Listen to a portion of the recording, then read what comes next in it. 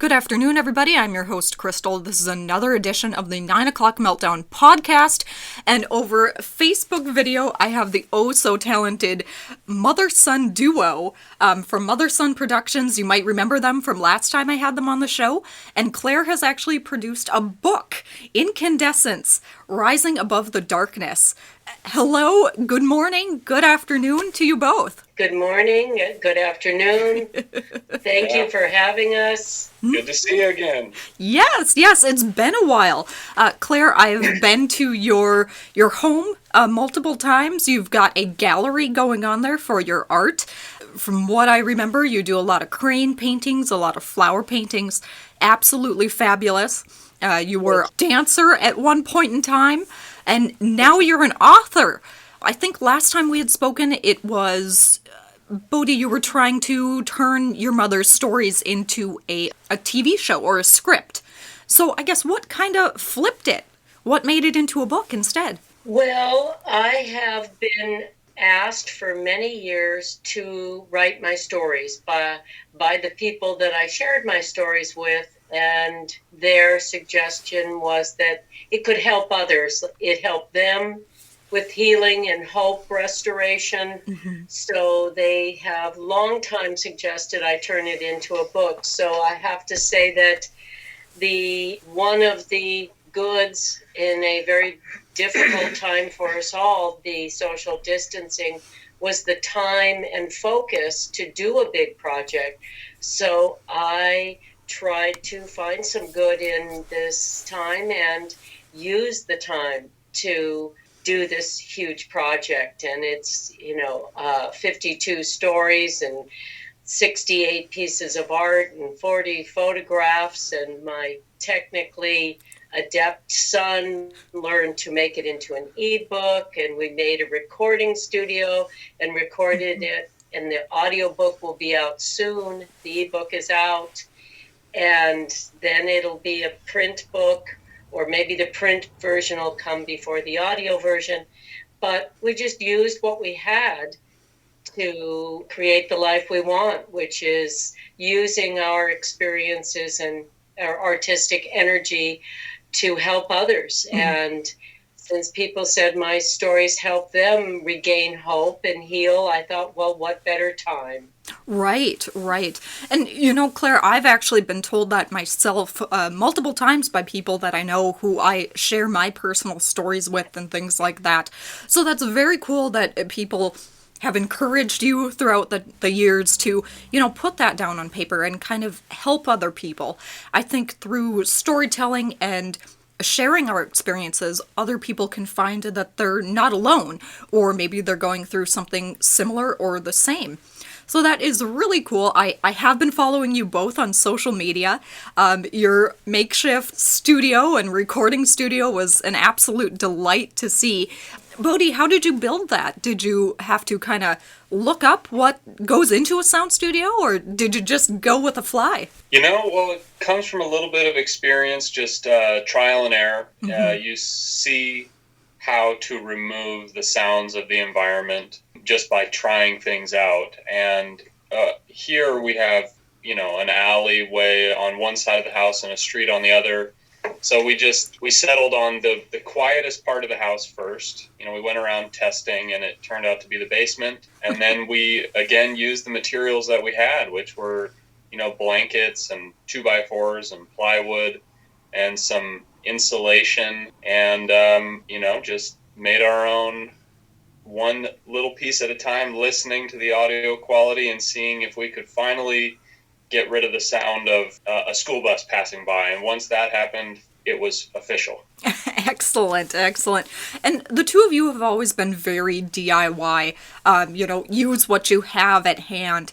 And I think a lot more people are gravitating towards that as well. Not necessarily with the entire shutdown of the world due to COVID, but it was a progression. I've definitely seen that in the last 5 years, and I really saw an explosion in the last year or two. Yes. So that was really cool that you guys just kind of used what you had at hand. I mean, blankets and 2x4s and insulation. That's fabulous.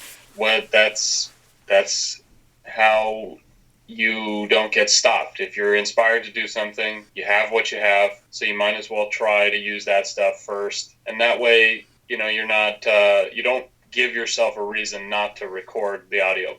You do the best you can, and if later you have the funds and the time and the inclination to improve it, you improve it, but don't let it stop you. We took out some funky little apartment above the garage. Oh. And we reuse that wood. So I'm organize what you have, because chances are, if you can find it when you need it, you'll use it. And so the difference, this is my own little, Bodhi says it's not a joke if you tell people it's a joke beforehand, but here's my little joke. It's not funny if you tell them it's a joke. He says, the difference between a hoarder and a creative is organization. So if you put it away where you'll find it later, then you're a creative. If you just keep everything, you're a hoarder. That one was just true. I don't know if that was a joke in the first. That was not destined to be a joke from the get-go. That was just true. I'm laughing. Comedy critic. I'm not as funny as I think I am. If I ever do a stand-up show, that's what it will be called. But I find my own silly sense of humor very entertaining. Good. And speaking of using what you have, you have yourself. So entertain yourself. I'm kind of got mastery in that. Yes. To set the record straight, I think she's very funny. She's also my mother, so she does a lot of mom jokes that I don't think are funny, but that's how it works, of course. So. That's right. That's fabulous. I've heard of dad jokes. I have not heard of mom jokes. So interesting spin. Yes, and they exist. And I call his sense of humor sometimes the fart and fall down genre of humor. So we tease each other a lot. I don't think I'll ever grow up enough to not laugh at a good fart and fall down. Bodhi, I'm going to high-five you through the screen on that one. That's fabulous. Yes. We don't need to be sophisticated.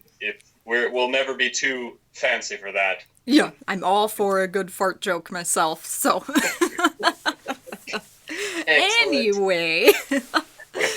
I wanted to say something else about your question about why the book, to not only use the time that social distancing created to do this long dreamt of passion project to put the stories out there to help others, or hoping to help others, but it also gave me a positive focus during this very difficult time where we all are experiencing times of great, doubt and fear and being, a sense of hopelessness at times. So to have a project that I got up every day and worked on helped me redirect that energy to stay positive. So it isn't just, it's never just about helping others when we do things. It helps us. And to write the stories was healing for me.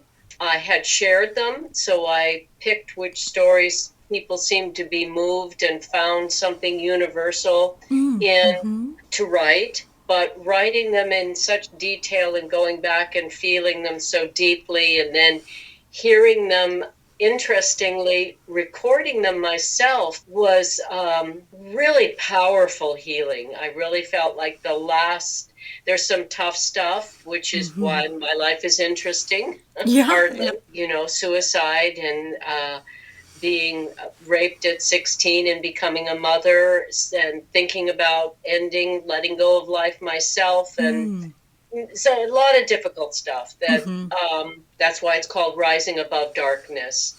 And so the hearing my own voice speak it as if it was someone else really allowed me to step back and take a distance and let go of any pain, any doubt, any fear that was left in it, and transform the adversity into advantage by healing myself and offering that to others to say, we're not alone. We think we are when we're in pain, and we think our difficulties are unique because they are to us, but then there's also something universal. We're all in it together, and we feel very similar things. And no matter how alone we feel at the time, we're not alone. So that's the premise of the book, is to help people get through their tough times or understand other people in their tough times, that we can get through this. We are connected. And there you go. Claire, that sounds absolutely amazing and fabulous. Thank you so much for sharing. Now, does your book kind of take that darkness and put a little bit of a positive spin on it, or is it all dark all the time? It's, well, thanks for it. It is called Incandescence, Rising Above Darkness, for a reason. I like to say, we're not what happens to us. We are what we do with it.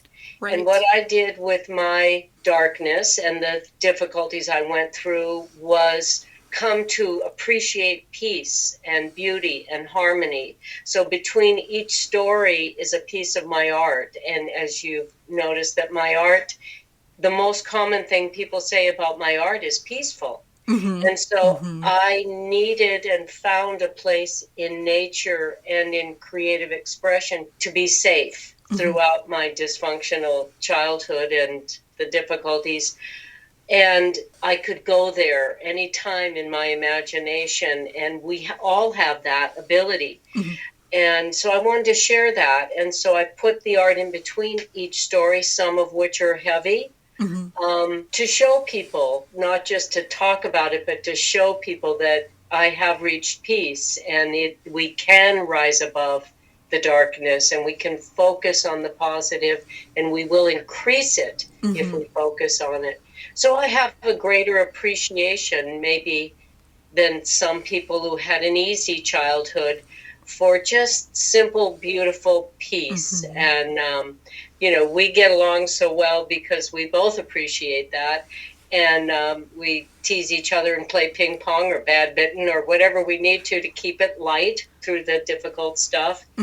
Nothing's greater than appreciation. So I don't feel sorry for myself or regret any of the tough stuff. Appreciation and gratitude for the beautiful life we have now. And it does end, he says, spoiler alert, it ends on a high of creating the life, and you've been here, that I've always wanted to live. My home gets to be, as one friend said, a living museum with the heart of a home. And I get to support him to be the movie maker, storyteller he's always wanted to be. He gets to support me to be the zany artist that keeps reinventing herself. I'm happy and I'm healthy. And that's the point of sharing the dark stuff. It's not to like, oh, look what I went through. It's like, look what I got through, and you can too, or help someone that's going through it. Right. And Claire, it sounds like you've done a lot of self-examination throughout the years. Does that kind of come across in the book as well? I would say, hopefully. I couldn't have afforded, even if I had thought of, a therapist. So my journal was my therapist, and that is something anybody and everybody who can write, and even if you can't write, if you can speak, you can go to a safe place and tell your stories. Even if you don't know who's safe in your life to tell them to, keep looking, you'll find someone that is safe. So telling our stories, whether we write them or speak them to another individual or tell the butterflies, which I did a lot in my childhood. I had a lot of conversations with bugs in my childhood, which maybe is why nature is what the subject matter of my art. I feel very connected. So we can heal ourselves. We have the resources, but we have to feel it to heal it. So we have to be honest with what we're feeling. So journaling was my first therapeutic experience. And then in my 20s here in Duluth, I was asked to teach dance. So I wrote a curriculum called Dancing into the Arts, because Expressing emotions stimulates our immune system, and art is the respectful way to express any emotion. So, as you know, I like to paint, I play the flute, I like to dance, especially on roller skates when we can all go back out there again. Mhm. I like to create environments and writing. So I don't feel like I'm any one sort of, I'm a painter or I'm a writer. I'm just creatively curious, Mhm. and I know how healing expressing is, and art is, as I said, the respectful way to express it all. So we all have access to that. So we can self examine, and we can then choose who to share it with, and then see what helps others and do more of that and share more of that. And eventually we can even make it into a viable income or business or career if Mhm. we're fortunate. And we can keep doing it even if we have to do something else to pay the bills. That's fine. It's still healing and Mhm. fulfilling. So there you go. Yes. Claire, you're so insightful in your own and so sure of yourself in your own realm and what you do. Does that just come with experience and trying out different things and, forgive me, but falling flat on your face and getting back up again? I mean, is that kind of where this resilience comes from? Well, thank you. That's quite a compliment. I had a man who the first time he met me, I guess he'd seen my website, and he said, "Wow, you've done so much. You must know what it's like to fail." Mm. And I thought about it for a moment, and I said, "I think we look at life very differently. I've never failed because I've learned from everything I've done. Hmm. And the only person I compete with is myself. And I just want to be a better me this afternoon than I was this morning, or today than I was yesterday. So I never feel like I fail at anything, even if it didn't bring the money or the recognition that maybe I thought I wanted. I'm Hmm. still learning. Hmm. So it's all growth and it's all winning. Hmm. And so I think that's where my, as you call it, confidence comes from. I'm never competing with anyone but me. So, and I'm always winning because you know how I play solitaire in the evening? Hmm. I just keep uncovering cards until they're all lined up so I win every time. And I've had people like, well, that's cheating. And I'm like, I'm playing with myself. Hmm. So I get to make the rules, and I find it much funner to win every time. So I have a way of playing solitaire that I win every time. And it never stops delighting me. Hmm. So I give myself permission to be happy and to do what makes me happy as long as it doesn't hurt anyone else. I Hmm. don't care if it's zany, different, or not the way it's usually done.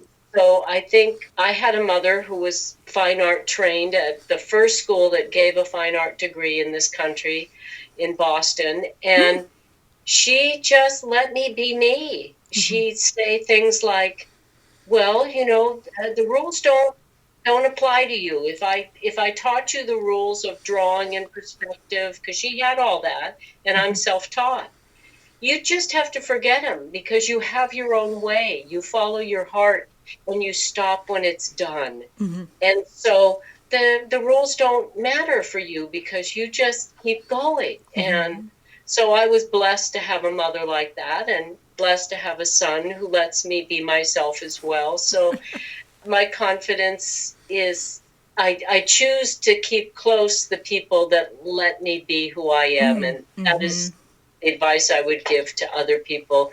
Keep close the people and open yourself up to the people Hmm. that celebrate your uniqueness. And we are all unique. Yes. And love at a distance those who want you to fit into their concept of you or the box they can feel comfortable with.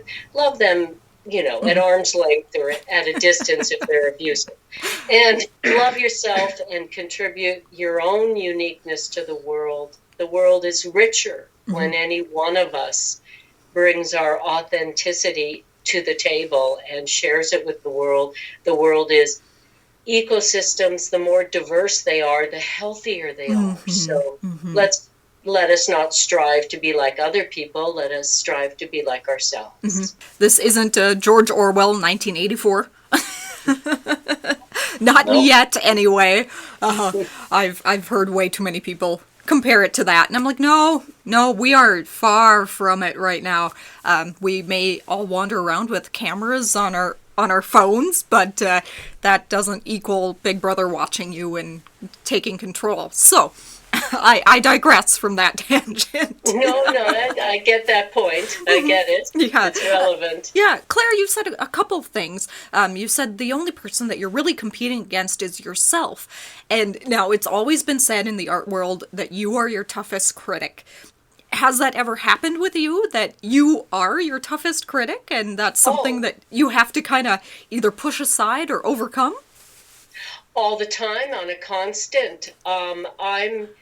As I said to my mother when I was 14, Mom, I want to be perfect. And she took one of her classic deep breaths and said, well, that's nice, dear, but just enjoy the journey because you'll never get there. And no one ever does get to perfection. So enjoy the path and congratulate yourself for wanting to be perfect, but accept yourself that no one is. And as far as my artistic, whether I'm drawing or writing or dancing, whatever it is, I always want it to be as good as it can be.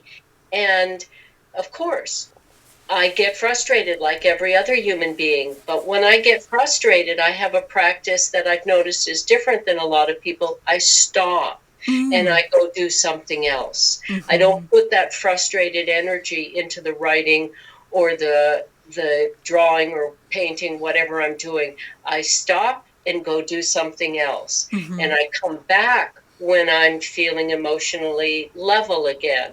And I look at it with new eyes and a new perspective. And then I continue. And I almost always work in series when I'm doing, like my last work, I just did a series of 34 botanicals for making stencil designs for my next art project. So I usually work in big series. When I did the 15 species of cranes for the Book of Cranes, I worked on all of them at once, and I go back and forth. When I did the 52 stories for the book, I'm working on this one, I'm starting to feel a little, go work on another one. So that, I think, is a really, for me, it's a very healthy way to not put frustration into it. And I've seen a lot of artists tear up their stuff or burn it or get mad and punch a hole through the canvas. And to me, that's very wasteful. So I, just like parenting, when I start getting frustrated with a child, I walk out of the room and go take some deep breaths and come back and talk from a level instead of at the angry time and tell them off. You know, they're just children after all. So Right. I've never had to, I raised my two sons and my son, and I never had to beat any of them up or berate them or smack them around because I know how to leave the room and come back cool. And it's the same with art. Our artistic creations are our children. We have birthed them. And so they go through awkward and they go through the teen years where they're rebellious. And so learning to walk away. And I think a lot of people can take that and learn that, honestly. I think there are a lot of people that just get way too frustrated and let that frustration kind of escalate and just keep going. So yes, there's a beautiful lesson there, Claire. Thank you so much. Bodhi, I want to kind of rope you into this as well. You've been sitting there so polite and quiet. Has your mother's teachings kind of rubbed off on you, just kind of growing up in this atmosphere of being Zen and being creative at the same time? Yeah, absolutely. I benefit from the organization and the practices of preparing all the art tools I get to do a lot of creativity myself because I have tried at least to take on her organizational skills, but I also just live in the same house, so I kind of get the benefit of it, whether or not I contribute. He does contribute. Yes, to the organization. I Good. can be a bit more of a slob, but, with video production and stuff, it gets so complex that having organization principles and having things having your tools exactly where they go is important. Other than that, there's the principle of, allowing yourself to learn without putting too much burden on the outcome. Creativity is an iterative process, and if we let the critical voice take over in the beginning, then we're never going to pursue something. So I've seen that in her life, and I've gotten to experience that. Another thing is just meeting really interesting people, and from a very young age, experiencing conversations between, unique individuals and professionals in all different types of fields, because my mother has always been a gatherer of collaborators, a gatherer of minds. And so growing up that way at the time, I didn't think it was, I took it for granted, because we think the way we grow up, every other child grows up, but it helped me be observant and inquisitive, and I've learned to sit back and observe, like this beautiful conversation between two awesome people. And I think that informed my own writing. Being an observer really helps in being a writer, whether it's just dialogue or it's commenting on the human condition. And so, yeah, lots of ways that her artistic temperament and techniques to express her artistry have rubbed off on me. Yes, and the two of you are the most even-keel people I have ever met. The only other one that comes to mind is T. Galaxia, a longtime friend of mine. Just really zen, almost 100%. Which amazes me, because I'm up and down and all over the map, and maybe that's just part of being young, or being caught up in being young and being an American. I have no idea. But no, being zen and being sure of yourself is something that I strive for. So I am so glad to know the both of you and have you in my life. So thank you so much. Let's talk about the writing process a little bit. So now you said there are 52 stories in this book. Why 52? Why not 55 or, more than 100 pages? What? Well, that's interesting. You picked 55 because there actually are 55 stories, but I wanted the number to end up 52, so I have 3 stories that have a part 2. Ah, okay. I wanted it to end up 52 because I'm very much a respecter of nature, and Mother Earth is our home, and the natural laws that we are all governed by. So the 4 seasons and 13 weeks per season, and ends up 52 weeks in a year. Oh. And there are 13 full moons in a year. So I like the 4 seasons and the whole year as a symmetry for the book. So 52. It's also the year I was born in, and it's the year of the water dragon, which in Chinese mythology, we hope it's true, that the water dragons are the leaders for the greater good. The dragons, there's a number of different, I think 6 different kinds of dragon. John Lennon was a dragon, and I was born 12 years later, so I'm another kind of dragon. So the water dragon, my year, is supposed to be a leader for the common good. And of course, I hope that's true. And so I like all that symmetry, the sacred geometry of how that works out. And my next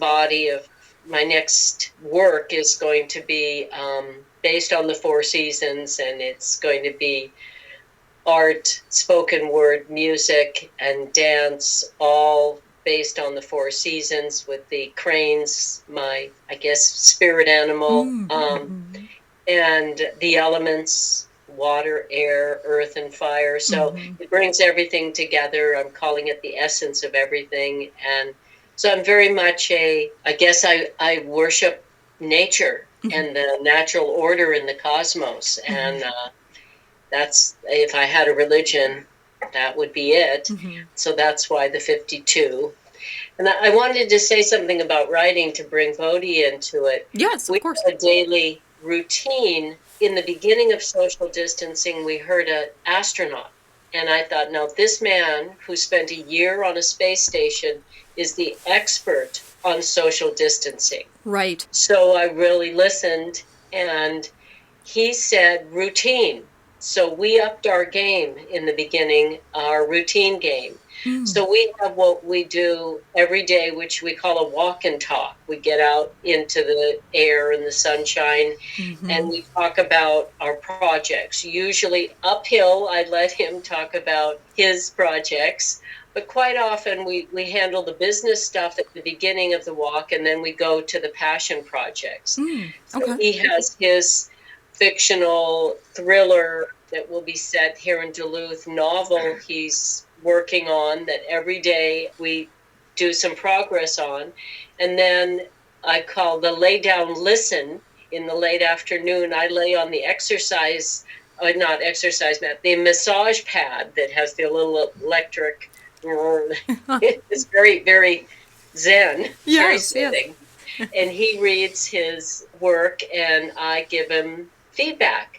So every day we work on my project, we work on his project, we work on our projects, and usually every day we do some little house maintenance or restoration or improvement in our organizational system.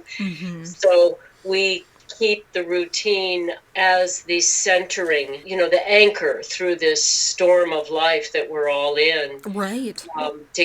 To try to keep us mellow there. And then when we get stuck, we have respectful disagreement. We go play ping pong or badminton or a toss game out in the backyard now that we can, to change up the energy and talk about the difficult stuff we're having trouble maybe seeing each other's point of view while we're playing a game. So we have these routines to keep us centered through this tough time, and really helped. And we've gotten so much done.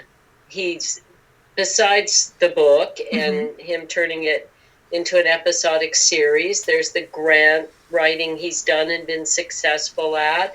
There's the web store he created for my art. There's a crane video he did that got my art into the International Crane Foundation. So we're really using this time and being productive, staying peaceful, instead of just feeling sorry for ourselves that we can't hug our friends, which we will get to do again at some point. But trying to stay busy and not worry about it as much as possible. And it really does help. Do you guys ever have a lazy day or a day off? I mean, my goodness, you've got so much going on. I mean, that sounds almost more than a full-time job. Well, I used to work 14-hour days without noticing, and now they're about 10-hour days. But it's all joyous work. None of it I resent. I'm glad to have it. And yes, every once in a while, maybe about every 9 days, it doesn't seem to be on a weekly schedule. My body just says, chill out. And I listen and have a lazy day. I've had a couple really hard days during this global pandemic. Who hasn't? And I watch Shaun the Sheep. That's if I'm really down, I watch Shaun the Sheep. So I give myself permission to take time off, and we, have our 3 meals a day, and we usually watch comedy during breakfast and lunch. And then he works in the evenings on his project, writing usually, organizing or camera stuff, and I usually chill out. chill out much earlier than he does these days. Mm-hmm. We go at a pretty even pace, so that's how you get a lot done. It's not the frenetic burst of energy and then collapse. Mm-hmm. It's steady, conscious perseverance that, Mm-hmm. that gets things done. You don't break things and have to do it over. You know, Right. it actually is the most efficient way to Mm-hmm. work, is at the right pace. Mm-hmm. Mm-hmm. So we get a lot done, but we have a lot of fun, Good. things considered.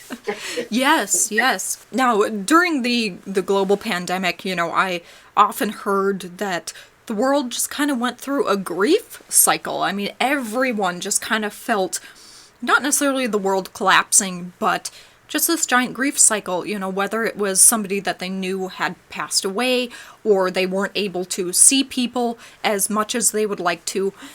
Did that affect you guys at all? This kind of overwhelming sense of, we can't do anything, we can't go anywhere. Did that affect your art at all? Or did you really rely on the routine? Well, I mean, for me, community is a really big deal, and I love, I fantasize about getting back on set, directing actors, and making stuff happen with a group of people. Mm-hmm. It's definitely been sad to not have that, but it's also just been that kind of light that I'm aiming towards, and Mm-hmm. it's the reward at the end of all of this to be able to share our work and gather some community around it, and start working with people again, because there's kind of nothing more satisfying than coming together with a group of people and creating something together. Mm-hmm. And that camaraderie. And fortunately, we've had each other to just keep. I think the choice that we made consciously at the beginning of this was do what we can do ourselves, Mm-hmm. so that when this is over, we will have source material, her book, my book, and all the video stuff we've done, all the organizing and preparing. It'll all be the infrastructure around which we can bring together collaborators. And, Yes.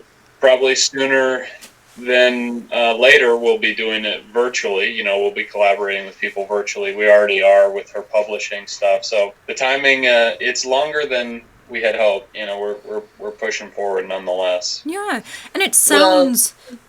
Oh, sorry. I wanted to say that even my ex, his father, said my only addiction was turning everything to the good. Mm. So I said, no, that's a choice.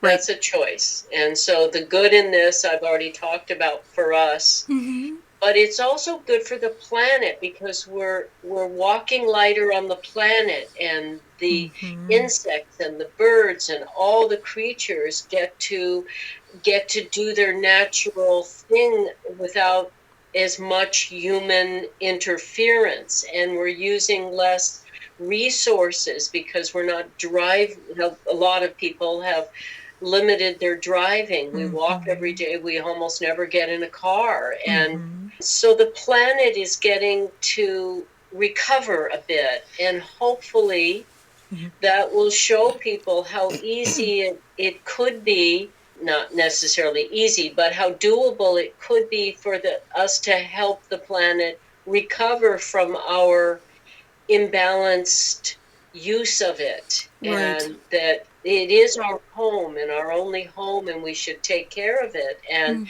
so hopefully one of the benefits from this difficult time is that we see we can heal our planet. We can live in harmony with nature and with creatures and each other. Right. And I'm all about the walking lighter on the planet. I've tried all my life to walk as light as possible. That's why I use what I have instead of think what I should buy, and the truck has to drive it here and all that. I've been doing that my whole life. And so for me to get through the toughest stuff is thinking about how I have my own experience to offer, and I've learned a few things, and so I can maybe be of help. And that's when I'm the funkiest. I think about helping others, and that gets me through. And Yes. we all have wisdom and perspective and knowledge and skills that can help other people. So that's what I suggest people think about during the tough times. What do they have that can help the world? Mm-hmm.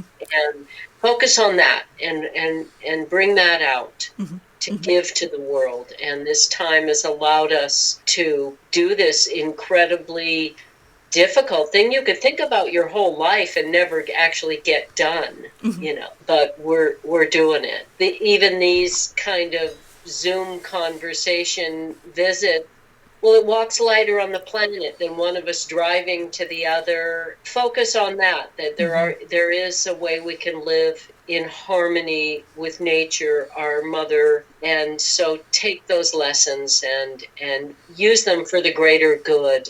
And we're all in it together. That's the other good that this pandemic, we're all in it together, and we see how this invisible, RNA can move around the planet and affect everyone. Mm-hmm. What a teacher for we're all connected, Right. and we're all in it together, and it doesn't matter what sex, race, religion, we're all connected. Mm-hmm. And so that's another benefit coming from this ordeal we're all in together. Mm-hmm. So Mm-hmm. I do choose to focus on the good as much as possible, and Mm-hmm. then I get funky, just like everybody else. But Yes, of course. Claire, extremely wise words. Thank you so much for sharing. You've shared so much with me and the wider world in this interview. Thank you, thank you, thank you. Bodhi, can we touch on your book a little bit?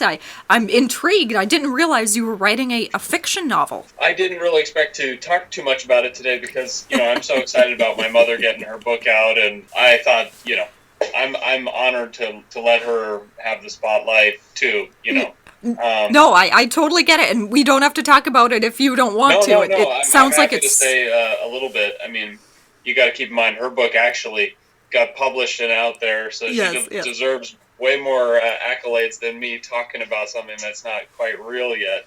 But what I will say about it is, it's a sci-fi horror thriller, Okay. and it's set in a fictional reimagining of Duluth. And the reason Duluth inspired this sort of story is because I love the hometown spirit here and Mm-hmm. the resilience and the kindness of the people and the way they work together, which has been, you can see it every winter. I mean, the way people like shovel each other's sidewalks and are so nice to each other, and just the potluck spirit. And then you can see it even more in the pandemic time. But basically, the idea of pitting the small town heroes against the most dangerous monsters in the world, kind of, that's what the whole spark of it is. Okay. Of course, the humble hometown heroes, prevailing in the end against insurmountable odds. Okay. Are we Yeah. talking zombies, werewolves, vampires, or something entirely new? What I'll say about it is it's rooted in speculative science fiction. Okay. So no mysticism or magic. As much as I love all the classic monsters and stuff, you can root it in genetics and science experiments, mad scientists, science experiments gone wrong, that kind of thing. Mm-hmm. It takes some of its influences from X-Files and Twin Peaks, because those just have a warm place in my heart, from my childhood growing up, Mm-hmm. and Twin Peaks especially. You get that sense of that small town where you love the people, Mm-hmm. and you love the coffee shop and the lodge. You feel a sense of the lay of the land, and I think you can really do that in a setting like Duluth. Mm-hmm. All right, fabulous. Well, I will not pry any further then. I love X-Files myself, so now I'm very intrigued, very excited to kind of see this come about. Do you have a deadline set, or is it still in the works of just figuring out all the characters? We have a timeline for when the book should be published, and the hope is late July. Ooh, So it's okay. coming right up. Oh my goodness. so like I Fabulous. said, we work on it every day. Mm-hmm. He tells me his ideas, and if I have any feedback, he's in total. Obviously, it's his story.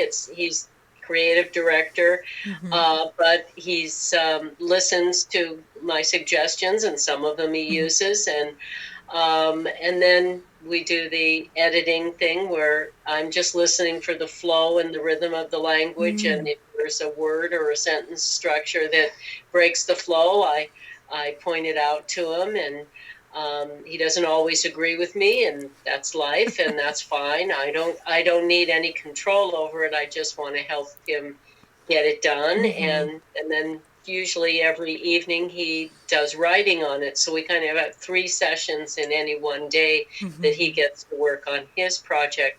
But I wanted to say that both his fictional thriller sci-fi, which is plausible and based in facts, not fantasy, Mm-hmm. magic kind of stuff. Right.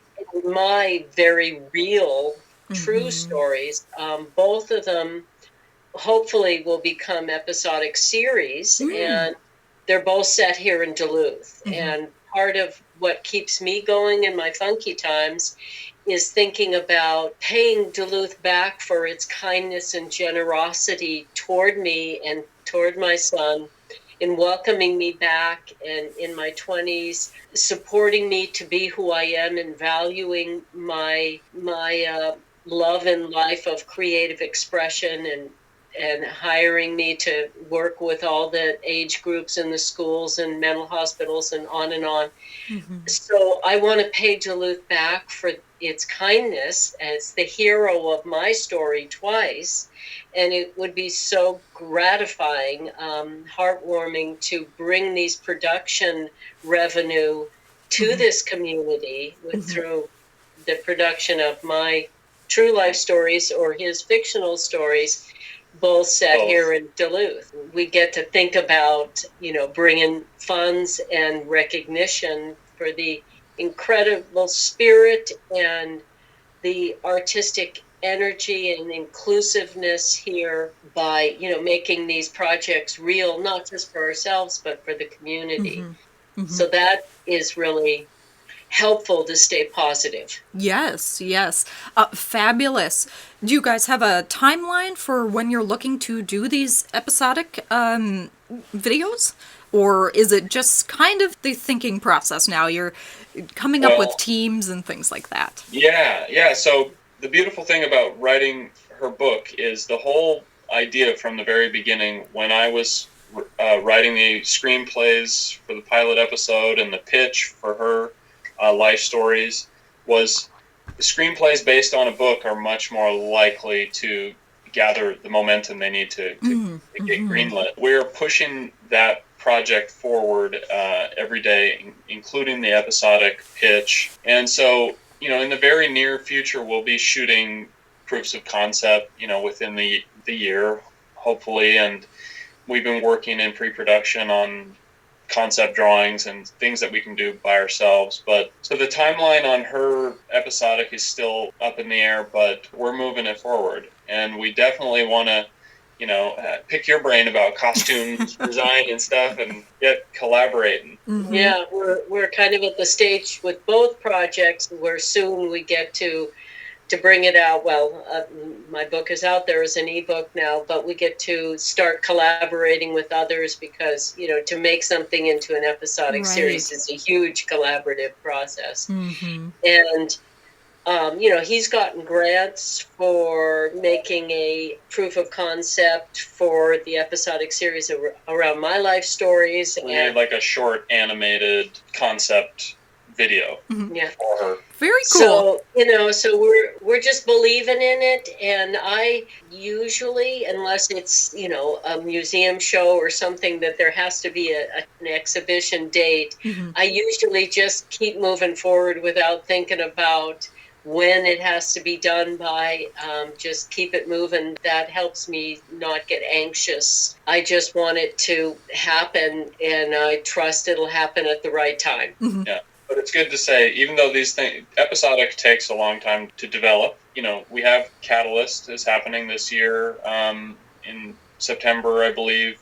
So they're doing another catalyst. We love those people. We're involved with them. And now they've got the new incentive program for St. Louis County, the first county in Minnesota to have its own cash incentive, paving the way for the rest of the state. That's a cash incentive for productions that shoot here, which is amazing. So there's a lot of groundswell, and there's a lot of opportunity here, more than there was even last year, exponentially more than the year before that. And so the timeline right now is to get her audiobook out in the coming month, get her print book out in the coming weeks, and then to continue the promoting the episodic idea. Got to high five the mayor before COVID when Bodhi was asked to video the director of Catalyst, the executive director at Scholastica, and a showrunner. And I got to say to Emily, you know, Duluth is the hero of my story. And nothing would make my heart happier than to get a production here that would bring jobs to this community and the recognition to this community for just how kind people are here and how appreciative they are of the creatives. So, you know, like I said, I don't set a timeline so that I don't have to worry and be stressed. I just keep believing in it till it happens. Yes. Oh, fabulous. You guys, that's absolutely amazing to hear. I wish you both the best of luck on all of this. I can't wait to see what you guys have around the corner. This makes me so happy to hear that. Thank Claire, you. your book is now up on Amazon. Last I heard, it was number 6. Has it gone up in rankings or anything? It fluctuates every hour, so it could be different. But it went all the way up to number 2 in the new bestsellers for biographies and memoirs of artists, photographers, and architects. And it fluctuated around there, but we were amazed that and really thankful for the community for making that happen. And yeah, I never dreamt of that. It didn't even occur to me to even want that our humble connections and community could get it there, and his exposing it through, social media could get it there. It never occurred to me. So thank you all